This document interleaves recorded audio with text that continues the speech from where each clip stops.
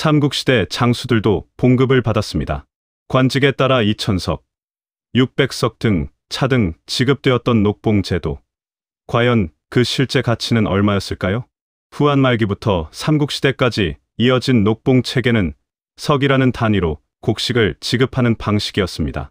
태수는 2,000석, 자사는 600석을 받았지만 이것만으로는 생활이 어려웠습니다. 토지와 시급을 함께 받아야 했죠. 이번 영상에서는 정사 삼국지를 바탕으로 한나라 관직, 체계와 녹봉 제도를 살펴봅니다. 삼공, 구경, 태수, 교의 등 관직별 녹봉 액수와 실제 생활 수준, 그리고 혼란한 시대의 녹봉이 제대로 지급되지 않았던 현실까지 알아봅니다. 역사 기록을 통해 장수들의 경제적 현실을 이해하면 그들의 선택과 충성도 다르게 보입니다. 정확한 사료를 바탕으로 삼국시대 봉급 제도의 진실을 밝혀드립니다. 후한 말기, 중국은 혼란에 빠져 있었습니다. 황건적의 난이 터졌고 지방 군벌들이 할거했습니다. 하지만 공식적인 관직, 제도만큼은 여전히 한나라의 체계를 따르고 있었습니다. 한나라는 건국 이래 수백 년 동안 정교한 관료 체계를 발전시켜 왔습니다. 황제 아래 삼공이 있었고 그 아래 구경, 그리고 지방의 자사와 태수가 있었습니다. 그리고 이들에게는 관직에 따라 녹봉이 지급되었습니다. 녹봉, 쉽게 말하면 봉급입니다. 한나라의 녹봉은 석이라는 단위로 측정되었습니다. 이 석은 곡식의 양을 재는 단위였죠. 1년을 기준으로 지급되었고 주로 도정하지 않은 곡식으로 받았습니다. 여기서 중요한 점이 있습니다. 도정하지 않은 곡식으로 지급했기 때문에 실제로 먹을 수 있는 쌀로 환산하면 약 7,080% 정도였습니다. 그러니까 1,000석을 받았다고 하면 실제로는 약 750석 정도의 가치였던 것이죠. 또한 중이라는 글자가 붙으면 기준의 2배, 비라는 글자가 붙으면 약 80% 정도로 계산했습니다. 예를 들어 중 1,000석이면 실제로는 1,500석, 비 1,000석이면 600석 정도가 되는 것입니다. 이렇게 복잡한 계산 방식이 있었던 이유는 뭘까요? 관직의 중요도와 책임에 따라 세밀하게 차등을 두기 위해서였습니다. 같은 급이라 해도 실제 업무의 무게가 다르면 보수도 달라야 했으니까요. 그럼 구체적으로 어떤 관직이 얼마나 받았는지 살펴볼까요? 가장 높은 관직부터 시작하겠습니다. 상국 또는 승상이라 불리는 최고 관직은 10,000석 이상을 받았습니다. 조조가 위공이 되기 전에 받았던 사공이라는 관직도 10,000석급이었죠. 삼공, 즉 태위, 사도, 사공은 모두 10,000석을 받았습니다. 이들은 황제 다음 가는 최고위 관료들이었습니다. 대장군은 상황에 따라 다르지만 역시 10,000석급으로 대우받았습니다. 그 아래 구경이라 불리는 9개 부서의 수장들은 중 2,000석을 받았습니다. 실질적으로는 3,000석 정도의 가치였죠. 이들은 황실, 의례를 담당하는 태상, 황제 시종을 담당하는 광록군 등이었습니다. 지방으로 내려가 볼까요? 군을 다스리는 태수는 2,000석을 받았습니다. 태수는 지금으로 치면 도지사나 광역시장 같은 존재였습니다. 한 군을 다스리는 최고 책임자였죠. 주를 관할하는 자사는 원래 600석을 받았습니다. 그런데 여기서 재미있는 점이 있습니다. 자사가 감독해야 할 태수가 2,000석인데 자사는 겨우 600석이었다는 것이죠. 왜 그랬을까요? 한나라 초기에 자사는 감찰관 성격이 강했습니다. 실제 행정권은 태수에게 있었고 자사는 그들을 감시하는 역할이었습니다. 그러니 녹봉이 적었던 것이죠. 하지만 후한 말기 황건적의 난 이후 상황이 바뀝니다. 자사에게 군사권이 주어지면서 이들은 사실상 주의 군주가 됩니다. 원소가 기주목이 되었고 유표가 형주목이 되었습니다. 이때부터 자사와 목은 태수와 같은 2,000석을 받게 됩니다. 군대 쪽은 어떨까요? 장군들의 녹봉도 계급에 따라 달랐습니다. 대장군 아래 여러 장군 지위가 있었는데 전장군, 후장군, 좌장군, 우장군 같은 사방장군은 각각 중 2,000석을 받았습니다. 그 아래 교의라는 직책이 있었습니다. 비 2,000석 정도를 받았죠. 교의는 특정 부대를 지휘하는 중급 지휘관이었습니다. 예를 들어 조조 휘하의 전이나 허전은 호분중랑장이나 무의중랑장 같은 직책을 받았는데 이런 직책들도 대략 B2000석에서 1000석 사이였을 것으로 추정됩니다. 정사에는 구체적으로 누가 얼마를 받았는지 일일이 기록되어 있지 않습니다. 다만 관직에 따른 녹봉 기준만 명시되어 있을 뿐입니다. 그래서 우리는 이렇게 추정할 수밖에 없습니다. 관우가 전장군이었다면 중 2000석, 장비가 우장군이었다면 역시 중 2000석을 받았을 것이라고 말입니다. 그럼 이 녹봉으로 실제 생활이 가능했을까요? 여기서 중요한 점을 짚고 넘어가야 합니다. 일석이라는 것이 정확히 어느 정도 양인지는 시대에 따라 조금씩 달랐습니다. 하지만 한나라 때 일석은 대략 성인 한 명이 몇 달간 먹을 수 있는 곡식의 양이었습니다. 조선시대 기준으로 환산하면 일석은 약 180m, 쌀로는 약 144kg에 해당합니다. 한나라 때는 단위가 작아서 그보다는 적었을 것으로 추정되지만 대략적인 감을 잡는 데는 도움이 됩니다. 600석을 받는 자사라고 해도 실제로는 450석 정도를 받았다고 볼 수 있습니다. 한 사람이 1년에 약 1석 정도를 소비한다고 치면 이론적으로는 450명을 먹여 살릴 수 있는 양입니다. 하지만 현실은 달랐습니다. 첫째, 관리는 혼자 살지 않았습니다. 가족이 있었고, 부하들이 있었고, 하인들이 있었습니다. 둘째, 관직에 걸맞은 위엄을 갖추어야 했습니다. 옷, 집, 마차, 의뢰 비용 등이 필요했죠. 셋째, 손님 접대와 인맥 관리에도 돈이 들었습니다. 그래서 녹봉만으로는 부족했습니다. 정사 삼국지를 보면 많은 장수들이 후에 봉해집니다. 관우가 한수정후에 봉해졌고 장비가 서양후에 봉해졌습니다. 이런 차기에는 시급이 따라왔습니다. 시급이란 뭘까요? 일정한 호수의 백성들로부터 세금을 거둘 수 있는 권리입니다. 예를 들어 5,000호의 시급을 받았다면 5,000 가구로부터 세금을 받을 수 있었던 것이죠. 이것이 실질적인 수입원이었습니다. 녹봉은 기본급, 시급은 실제 수입원이었다고 보면 됩니다. 하지만 여기서 또 중요한 점이 있습니다. 후한말 삼국시대는 극도로 혼란한 시기였습니다. 정상적인 국가 재정이 유지되지 않았습니다. 녹봉이 제때 지급되지 않는 경우도 많았고 지급되더라도 약속한 양이 제대로 나오지 않는 경우도 있었습니다. 조조휘하에서는 비교적 잘 지급되었다고 전해집니다.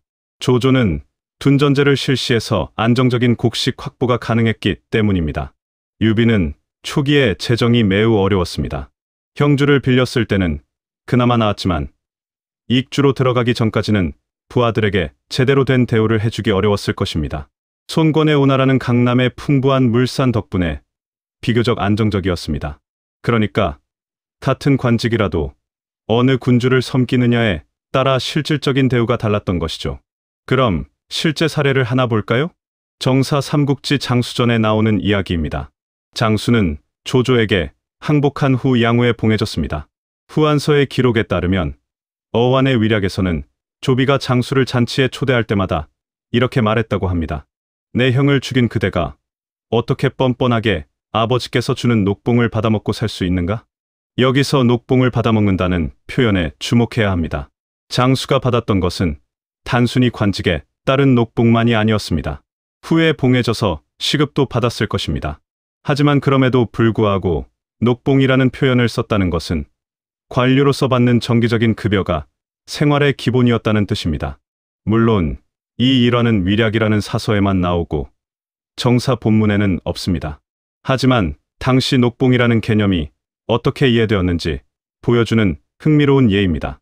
또 한 가지 살펴볼 점이 있습니다.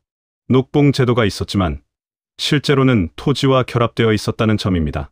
한나라는 관료들에게 녹봉과 함께 일정 규모의 토지를 나누어 주었습니다. 이를 직전이라고 했습니다. 관직을 받으면 그에 맞는 토지도 함께 받는 것이죠. 이 토지에서 나오는 수확물이 실질적인 수입이었습니다. 녹봉은 국가가 직접 지급하는 급여였고 토지 수입은 본인이 관리하는 재산이었습니다. 삼국시대에도 이런 체계가 유지되었을까요? 부분적으로는 유지되었습니다. 하지만 전쟁이 계속되고 토지가 황폐화되면서 제대로 작동하지 않는 경우가 많았습니다. 그래서 유능한 장수들은 단순히 녹봉만 보고 군주를 선택하지 않았습니다. 실질적으로 자신을 어떻게 대우해주는가, 토지는 제대로 보장되는가, 미래의 가능성은 있는가를 따졌습니다. 여기서 한 가지 흥미로운 질문을 해볼 수 있습니다. 관우가 조조의 제안을 거절하고 유비에게 돌아간 것은 의리 때문만이었을까요? 물론 의리가 가장 큰 이유였을 것입니다.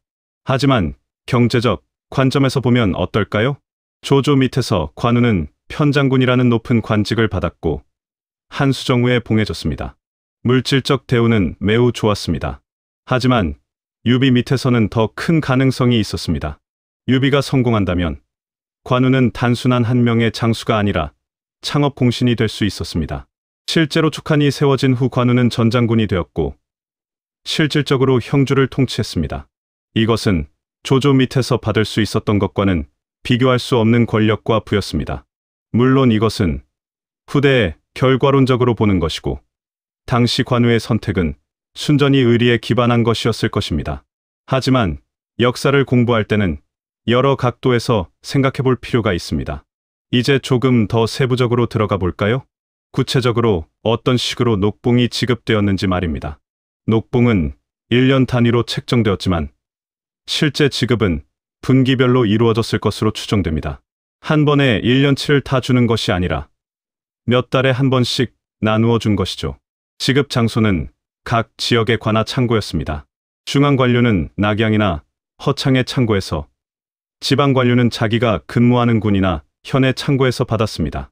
녹봉을 받을 때는 녹패라는 일종의 증표를 제시해야 했습니다. 이것은 고려시대와 조선시대에도 이어진 제도입니다. 곡식을 직접 받는 것이 원칙이었지만 경우에 따라서는 비단이나 다른 물품으로 대체하기도 했습니다. 특히 고위 관료들은 곡식보다는 비단이나 귀중품을 받는 경우가 많았습니다. 그럼 실제로 2천석을 받는 태수의 생활은 어땠을까요?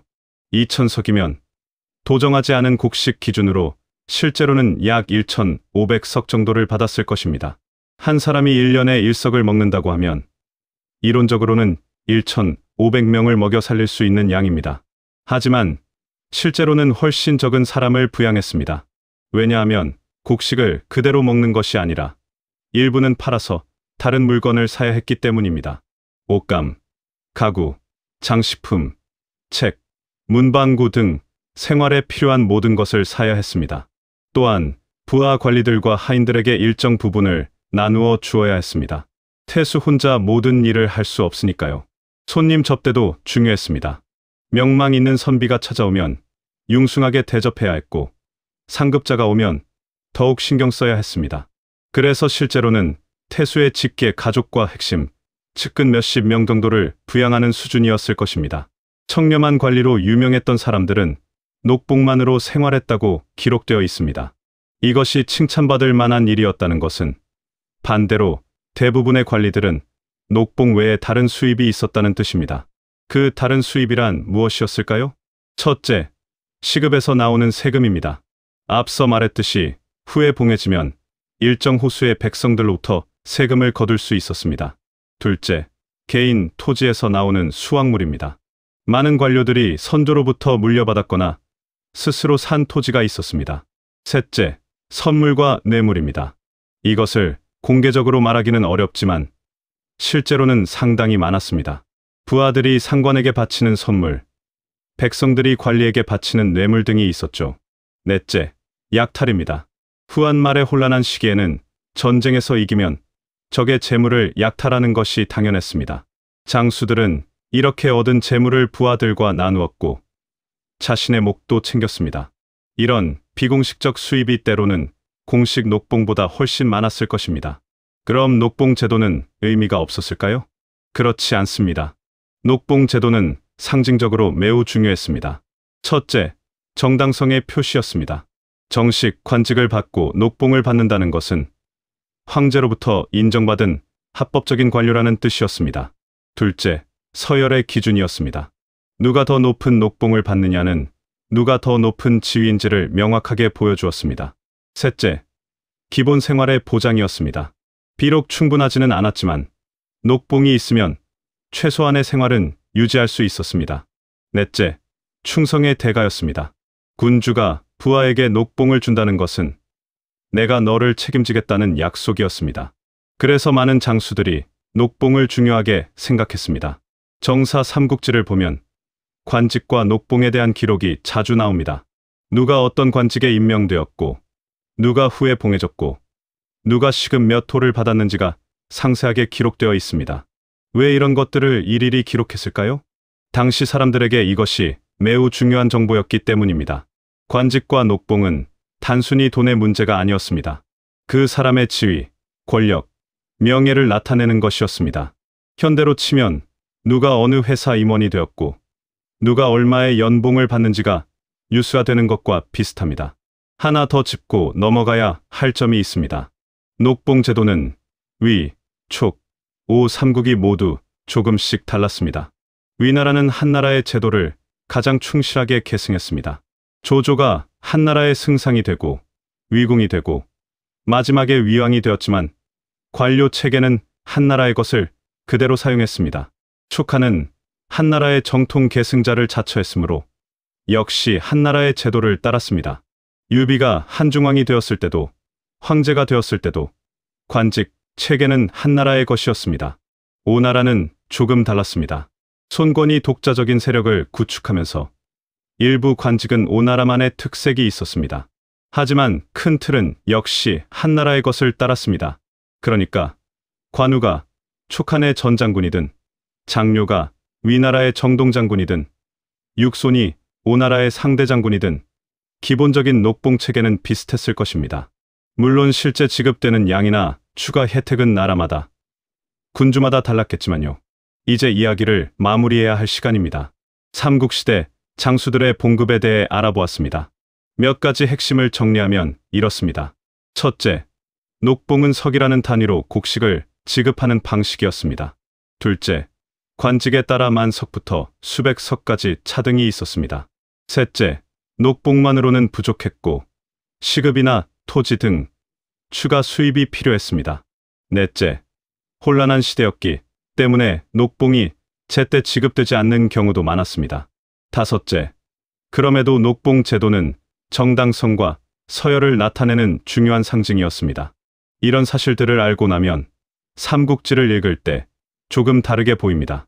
장수들이 왜 특정 군주를 선택했는지, 왜 어떤 결정을 내렸는지, 왜 충성하거나 배신했는지를 이해하는 데 도움이 됩니다. 역사는 단순히 영웅들의 이야기가 아닙니다. 그들도 먹고 살아야 했고, 가족을 부양해야 했고, 현실적인 선택을 해야 했습니다. 녹봉이라는 작은 부분을 들여다보면 그 시대 사람들의 삶이 조금 더 생생하게 느껴집니다. 오늘 이야기는 정사 삼국지, 후한서, 그리고 한나라 관직 제도에 관한 연구를 바탕으로 했습니다. 구체적인 녹봉 액수는 후한서 백관지에 기록되어 있고 삼국지 각 인물의 전기에서 관직, 임명 기록을 확인할 수 있습니다. 물론 모든 것이 명확하게 기록되어 있는 것은 아닙니다. 일부는 추정이고 일부는 다른 시대의 제도를 참고한 것입니다. 하지만 큰 틀에서는 이것이 당시 장수들이 받았던 대우의 모습이라고 할 수 있습니다.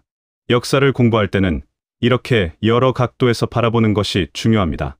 정사와 연의를 구분하고 기록된 것과 추정되는 것을 나누고 사실과 해석을 분리하는 것이죠. 그럴 때 비로소 진짜 역사가 보입니다. 오늘 영상은 여기까지입니다. 오늘 영상이 도움되셨다면 좋아요와 구독 부탁드립니다. 다음에 더 흥미로운 삼국지 이야기로 찾아뵙겠습니다. 시청해 주셔서 감사합니다.